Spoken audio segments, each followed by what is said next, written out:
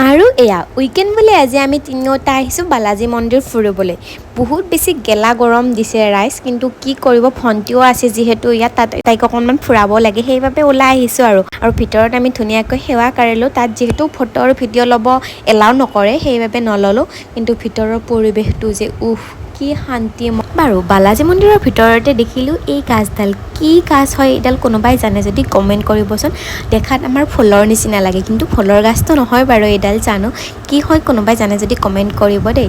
তাৰপাছত খাবলৈ আহিলোঁ বালাজীৰ ফেমাছ ডোচাটো। মই বাৰু ডোচা ইমান এটা ভাল নাপাওঁ, কিন্তু খালোঁ আৰু যিহেতু বালাজী আহিছোঁ। লগতে 3টা মাজাও লৈ ল'লোঁ। ইমান গৰম দিছে ৰাইজ, আৰু এয়া আমাৰ ডোচা আহি পালে।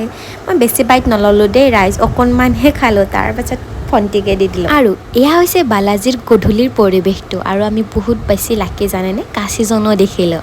তাৰপাছত বালাজীৰ পৰা ওলাই দি আমি আকৌ খালোঁ চিকেন পকোৰা। চিকেন পকোৰাটো যে কি টেষ্টি আছিলে ৰাইজ। তাতে আকৌ অকণমান চিকেন পকোৰাখিনি ধুনীয়া কৰিবলৈ বগা তিলেৰে অকণমান ষ্টাইল কৰি দিছিলে। খোৱাহে কথা আৰু। তো আজিলৈ বাই বাই ৰাইজ, নেক্সট আকৌ এটা মিনি ব্লগত লগ পাই আছোঁ।